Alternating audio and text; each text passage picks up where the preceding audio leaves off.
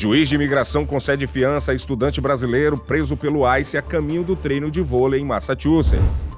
Na Flórida, queda de guindaste deixa 2 mortos em canteiro de obras de hospital. No Brasil, chuva de granizo causa estragos e tamanho das pedras impressionam moradores do sul do país. O Brasil News começa agora.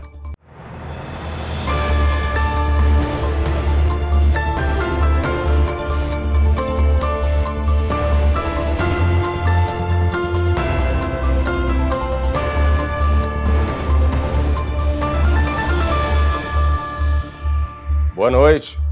Um juiz de imigração concedeu fiança ao brasileiro de 18 anos de Massachusetts que foi detido pelo ICE a caminho da escola. Marcelo Gomes da Silva, de 18 anos, teve a fiança estipulada em $2.000 nesta quinta-feira. De acordo com a advogada que cuida do caso, o estudante de Massachusetts dormia no chão de cimento em um quarto com cerca de 30 homens durante a maior parte do tempo em que ficou detido. Por último, a família dele chegou a gravar um vídeo pedindo ao Serviço de Imigração e Alfândega ICE que libertasse o estudante. I miss my son. I love my son. We need Marcelo back home. It's no family without him. O caso ganhou bastante repercussão desde o último sábado, quando Marcelo foi preso pelo ICE ao dirigir o carro do pai dele, que era quem a imigração procurava. O jovem estava a caminho do treino de vôlei quando foi abordado e preso pelos agentes de imigração. E a partir da próxima semana entra em vigor a medida do presidente Donald Trump, que proíbe cidadãos de 12 países de visitarem os Estados Unidos. A medida anunciada pelo presidente Trump na quarta-feira entra em vigor já na segunda-feira, dia 9 de junho. Ao assinar a ordem executiva, Trump disse que a medida era necessária para proteger contra o que ele chamou de, abre aspas, terroristas estrangeiros, fecha aspas. Em um vídeo postado na Rede X, o presidente mencionou especificamente o ataque de domingo no Colorado, que teve como alvo uma marcha pró-Israel. Recent terror attack in Boulder, Colorado has underscored the extreme dangers posed to our country by the entry of foreign nationals who are not properly vetted, as well as those who come here as temporary visitors and overstay their visas. Estão na lista de proibição os cidadãos do Afeganistão, Iêmen, Irã, Mianmar e Haiti, e de 7 nações africanas como Somália, Sudão e Líbia. Haverá ainda restrições parciais de pessoas de outros países, entre eles Cuba e Venezuela. Trump disse ainda que a lista pode ser revisada e novos países podem ser adicionados. Na Flórida, a queda de um guindaste em um canteiro de obras de um novo hospital deixou mortos. A repórter Lorena Gomes tem as informações. O acidente aconteceu durante uma tempestade com ventos fortes que chegaram a quase 90 km por hora em Merritt Island na quarta-feira. De acordo com autoridades, o guindaste desabou sobre um caminhão e 2 homens que trabalhavam nas obras de um novo hospital morreram. A queda do equipamento também danificou o telhado da estrutura em construção. Após o acidente, as atividades no canteiro foram suspensas. As causas do colapso do guindaste ainda são apuradas. A investigação deve apontar, por exemplo, se os ventos fortes foram os únicos responsáveis pelo acidente ou se houve falhas estruturais ou operacionais. A identidade das vítimas não foi divulgada. E um homem foi preso depois de se recusar a pagar uma conta de um restaurante em Orlando. O suspeito, identificado como Daniel Robinson, também teria atacado policiais durante a abordagem. De acordo com os relatos, na noite de segunda-feira, Robinson se negou a pagar a conta de $50,50 e empurrou o dono do estabelecimento antes de sair. Quando foi confrontado pela polícia, ele disse que pretendia pagar usando o celular, mas que o aparelho estaria descarregado. Os oficiais notaram que o telefone estava ligado.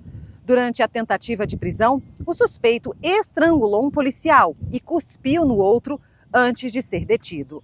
Robinson agora enfrenta várias acusações, incluindo agressão e tentativa de homicídio de um agente da lei. E um avião de pequeno porte caiu no rio Indian, próximo à praia de Melbourne, na tarde de quarta-feira. O bimotor transportava 2 passageiros e um cachorro. Todos foram resgatados sem ferimentos. Uma foto dos sobreviventes com o animal foi divulgada e, apesar do susto, eles estavam aparentemente bem. O acidente aconteceu a cerca de 400 metros da margem do rio. A cauda do avião pôde ser vista acima da água. A Administração Federal de Aviação, a FAA, abriu uma investigação para apurar com detalhes a causa do acidente. E um morador do condado de Martin se deparou com uma visita inesperada. Um jacaré que descansava na piscina de casa. O jacaré, de aproximadamente 2 metros, estava no fundo da piscina. Ele foi capturado com segurança por um especialista, mas durante a remoção o animal resistiu, demonstrando força com um movimento conhecido como espiral da morte, que é quando eles giram com o corpo para ajudar a despedaçar uma presa. De acordo com as autoridades, o réptil pode ter entrado no imóvel escalando ou passando por baixo da cerca do quintal. Os especialistas alertam os moradores para ficarem atentos, pois estamos na época de acasalamento dos jacarés. Por conta disso, os animais ficam mais ativos e propensos a aparecerem em áreas residenciais. O caso aconteceu no fim de semana na praia de Jensen. Foi o segundo registrado na região no mesmo dia. A seguir, no Brasil, laudo revela que filhos podem ter mantido o corpo do pai em casa por 2 anos. Até já!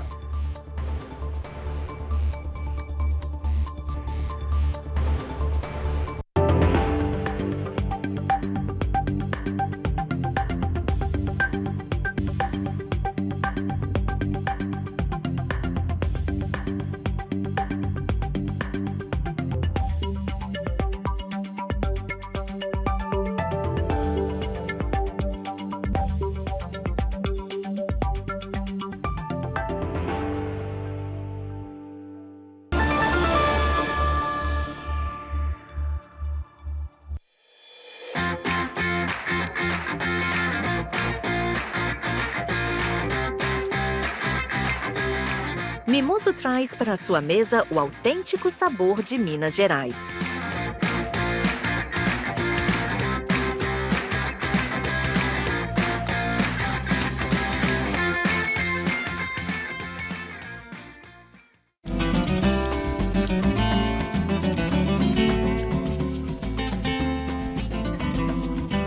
Transforme seu churrasco em uma experiência inesquecível com o mineiro.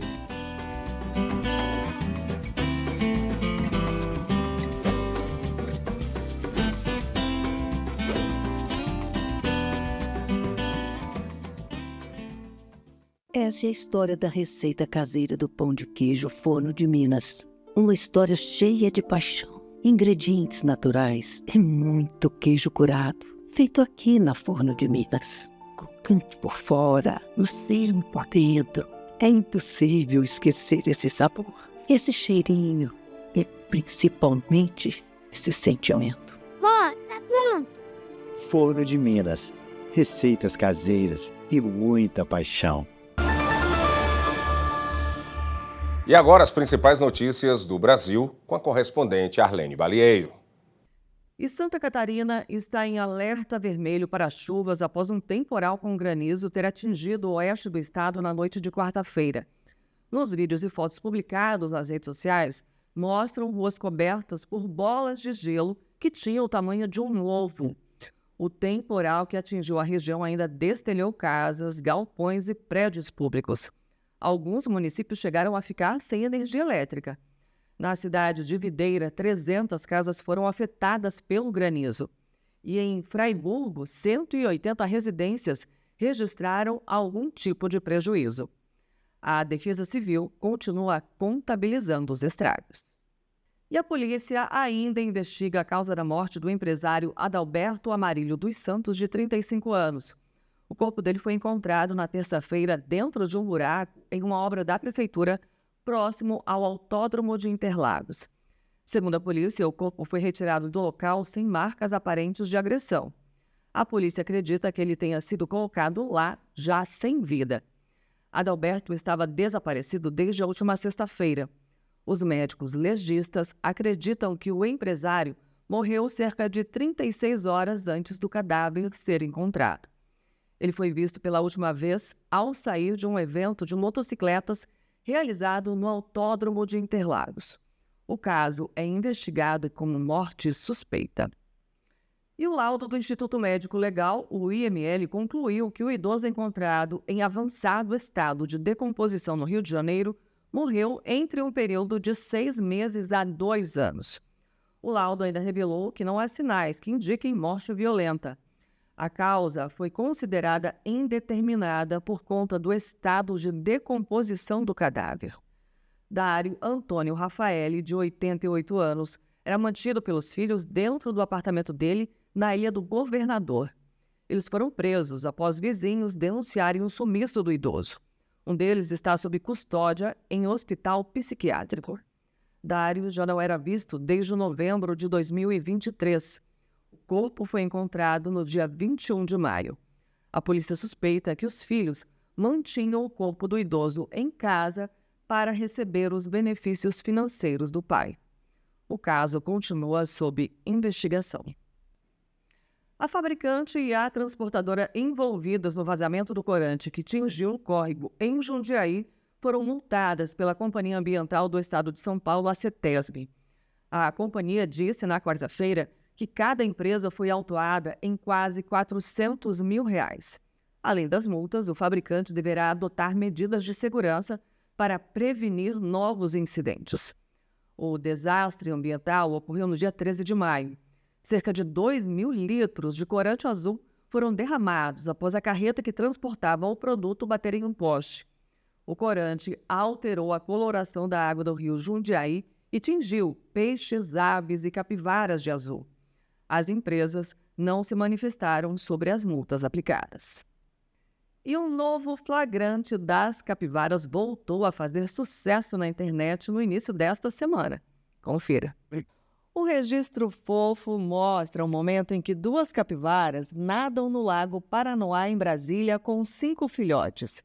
2 deles aparecem carregados, cuidadosamente, nas costas dos animais adultos. O flagrante da família de capivaras foi feito por um integrante da equipe de canoa havaiana Remo. Segundo o Instituto Brasília Ambiental, o lago é um local onde elas podem encontrar abrigo e alimentação. No mês passado, uma família de capivaras também foi flagrada ao parar o trânsito no Distrito Federal. Pelo menos 9 animais foram flagrados atravessando tranquilamente a rua enquanto os pais faziam o bloqueio do fluxo de carros. A cena foi registrada por uma moradora da região na rua perto da Lagoa Cedro e chamou a atenção de quem passava por ali. Vale lembrar que as capivaras recebem o título de maiores roedores do mundo. Veja agora a cotação do dólar frente ao real.